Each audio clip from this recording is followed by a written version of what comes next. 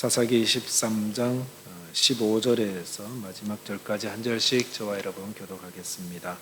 마노아가 여호와의 사자에게 말하되 구하옵나니 당신은 우리에게 머물러서 우리가 당신을 위하여 염소 새끼 하나를 준비하게 하소서 하니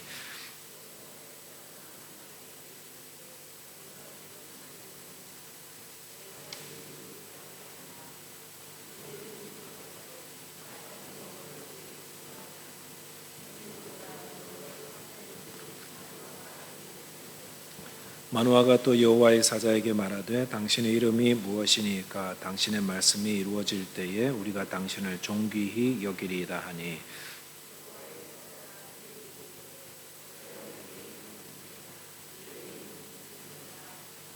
이에 마노아가 염소 새끼와 소제물을 가져다가 바위 위에서 여호와께 드리매 이적이 일어난지라 마노아와 그의 아내가 본즉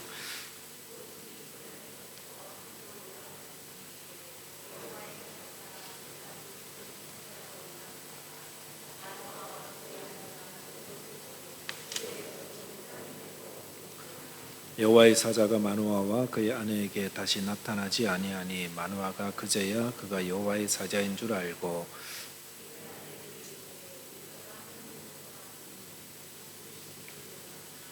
그의 아내가 그에게 이르되 여호와께서 우리를 죽이려 하셨더라면 우리 손에서 번제와 소제를 받지 아니하셨을 것이요 이 모든 일을 보이지 아니하셨을 것이며 이제 이런 말씀도 우리에게 이르지 아니하셨으리이다 하였더라.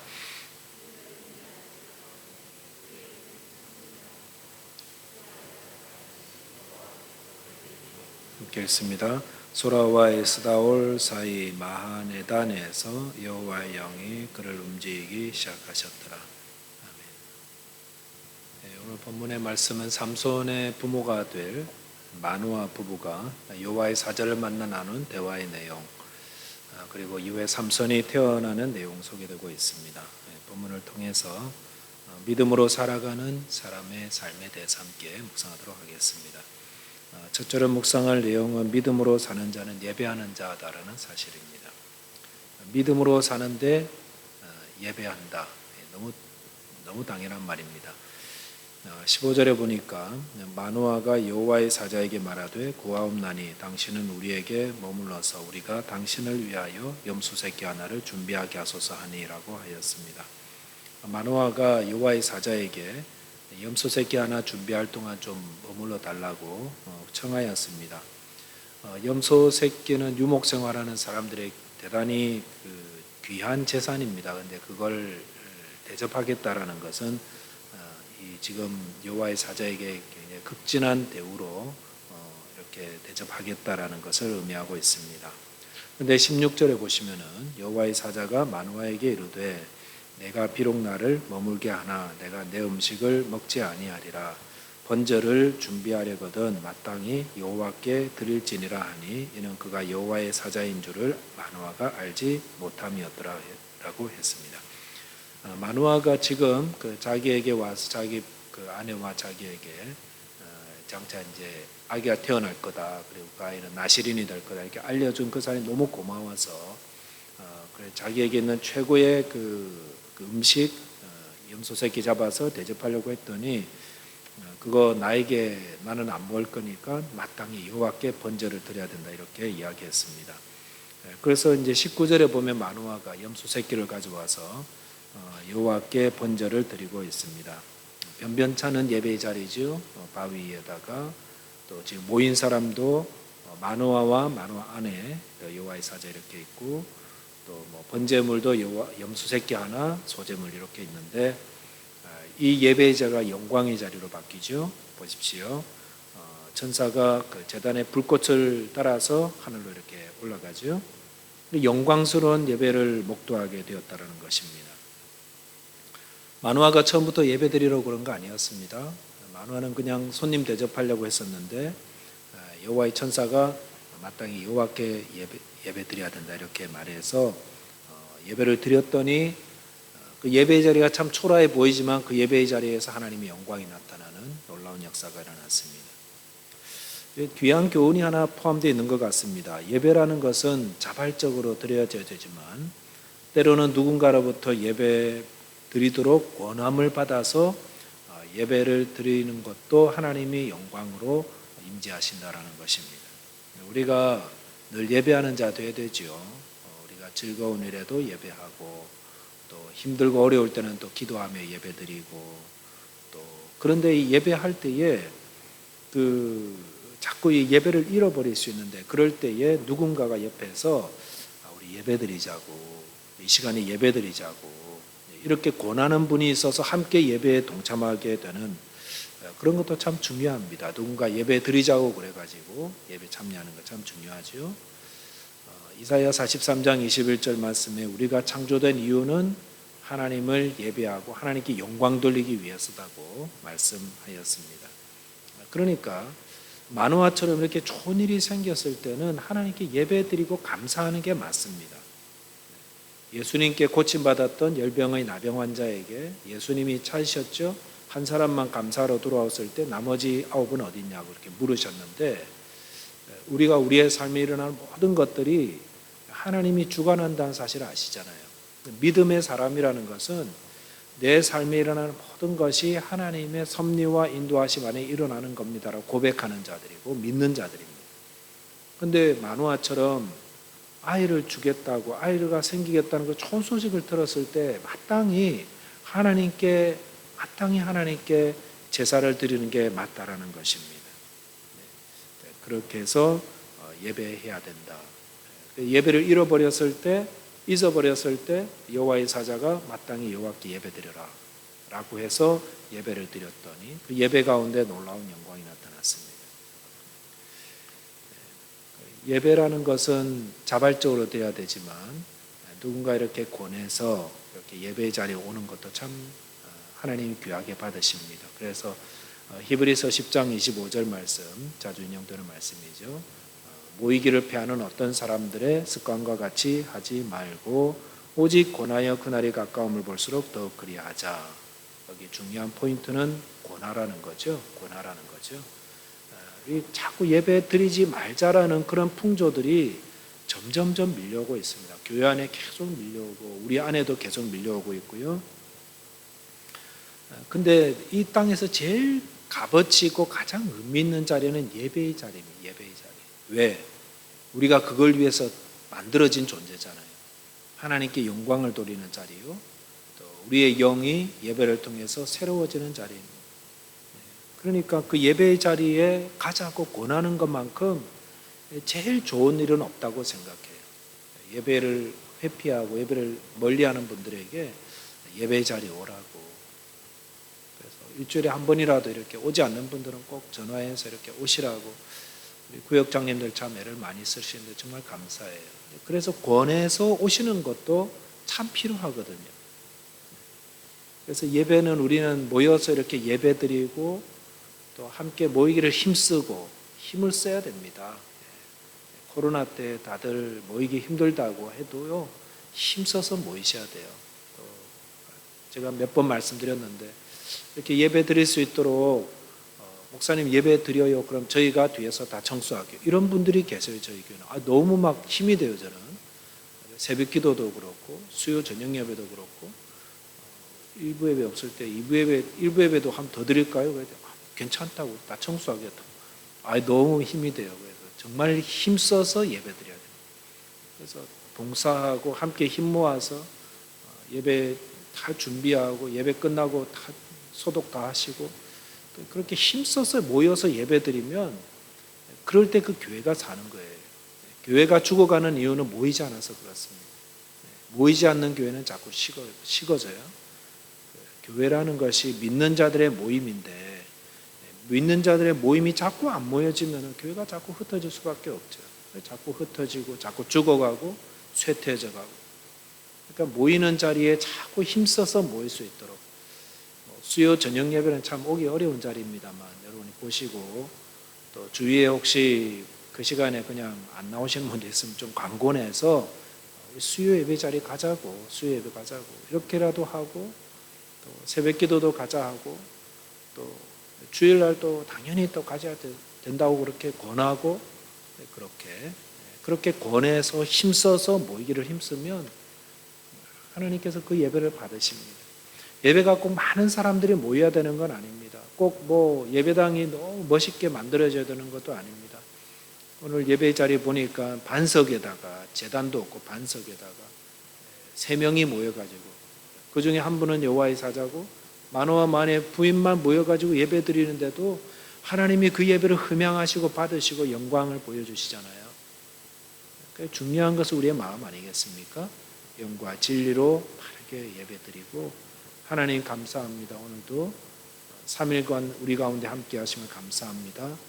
모여서 예배 드리고 찬양하고 기도하고 그럴 때 하나님께서 이 자리에서 영광을 받으시고 또 우리에게 은혜를 베풀어 주신 줄 믿습니다. 두 번째 묵상할 내용은 믿음으로 두려움을 극복해야 한다는 것입니다.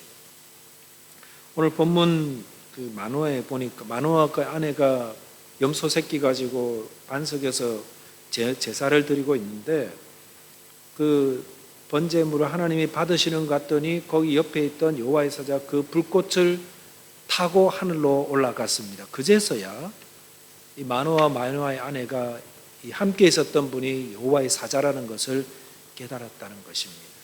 그리고 22절에 보니까 이렇게 말했죠. 그의 아내에게 이르되 마노아가 우리가 하나님을 보았으니 반드시 죽으리로다 하니라고 하였습니다. 마노아가 같이 있던 여호와의 사자와 대화도 하고 식사도 하고 가시죠 이렇게 권하고 했었는데 그 번제 그 불꽃을 타고 하늘로 올라가는 걸 보면서 뭐라고 말했냐면 우리 죽었다 이제. 왜? 우리가 하나님을 보았으니까. 하나님을 보면 죽는다는 말이 어디 나옵니까?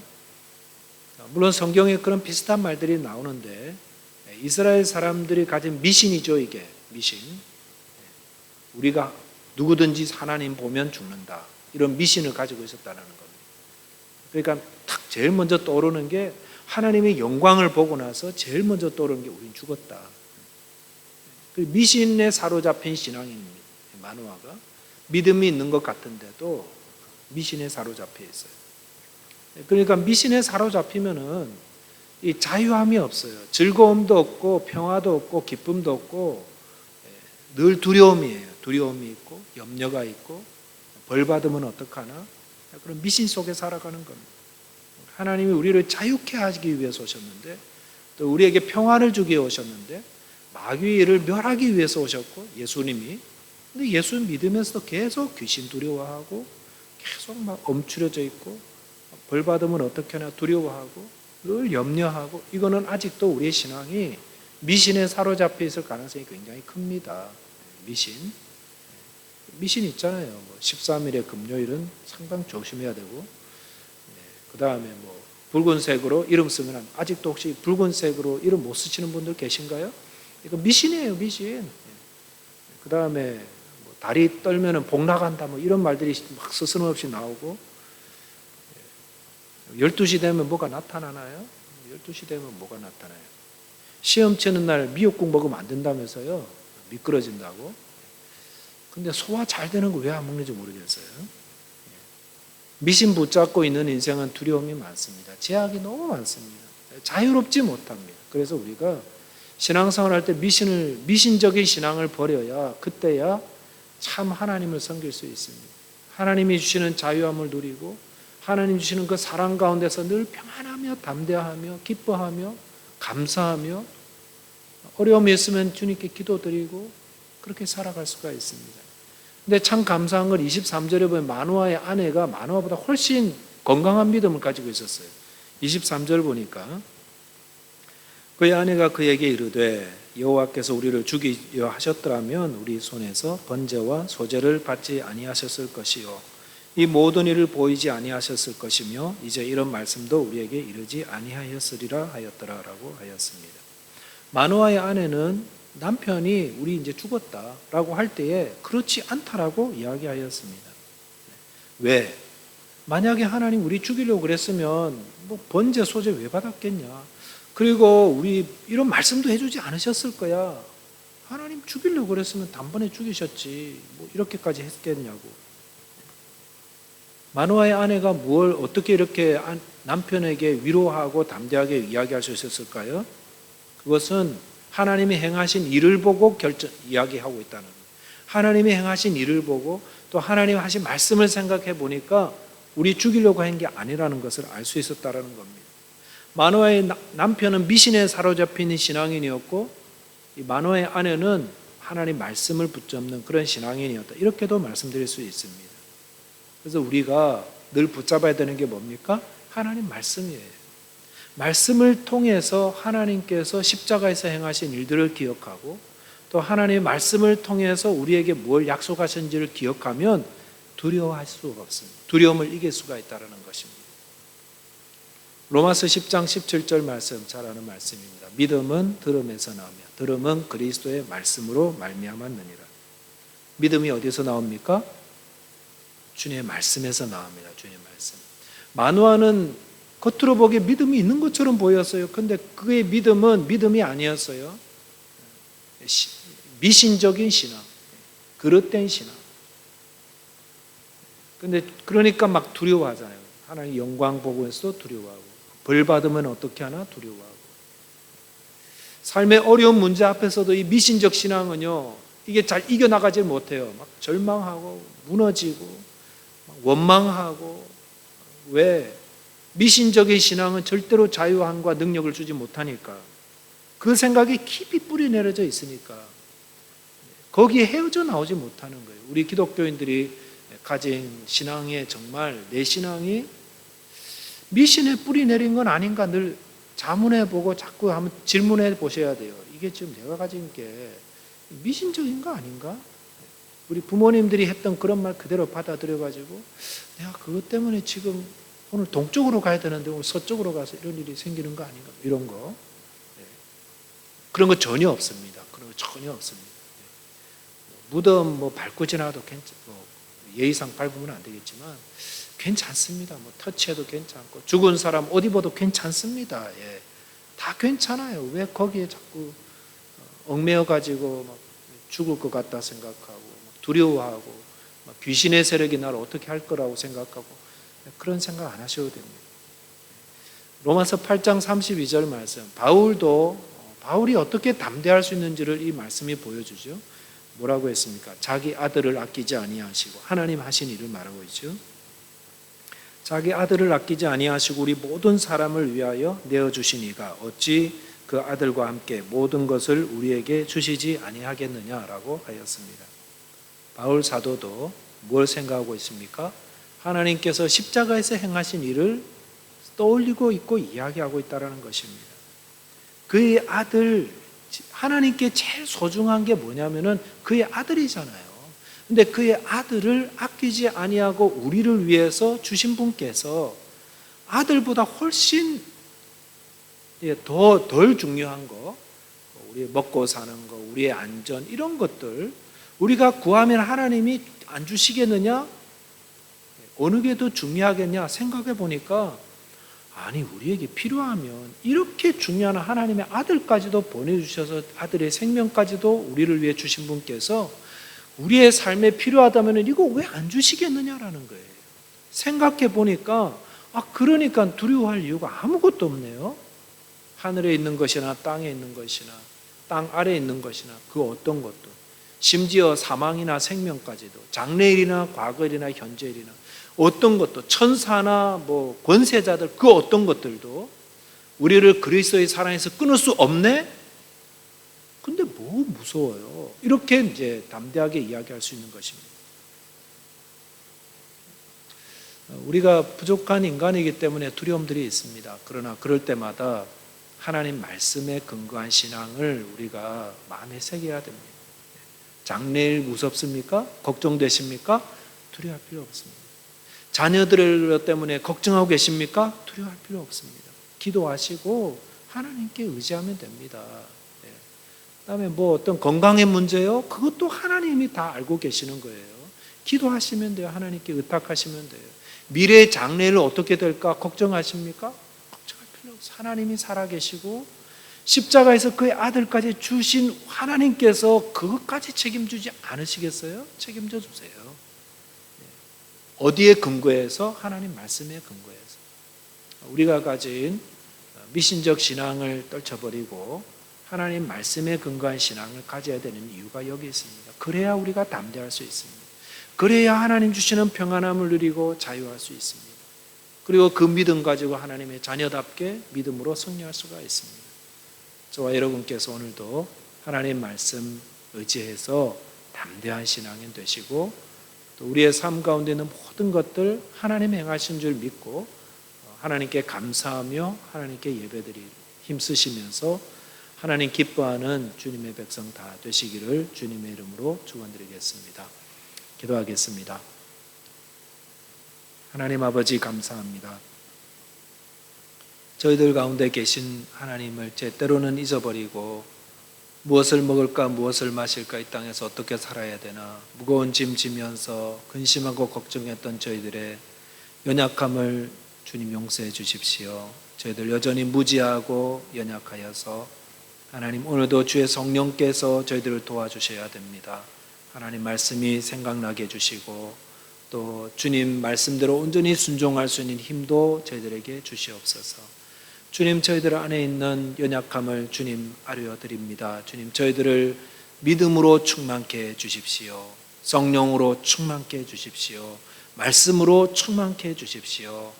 주님 그래서 주님 우리에게 맡겨진 사명 능히 잘 감당해 나가게 하시고 하나님 말씀 안에서 주님께서 약속하신 그 모든 것들을 누리며 기뻐하며 감사하며 자유하며 평안하며 또 서로 용서하며 사랑하며 주의 말씀을 증거하며 주님의 나라 위에 헌신하며 충성하는 하나님이 기뻐하시는 모든 성도들 다 되게 하여 주옵소서. 오늘도 우리와 함께 하신 주님 감사합니다. 오늘도 우리를 지키시고 보호하시고 영원한 생명으로 인도하신 주님께 감사드리오며 우리 주님 예수 그리스도 이름으로 기도하옵나이다. 아멘.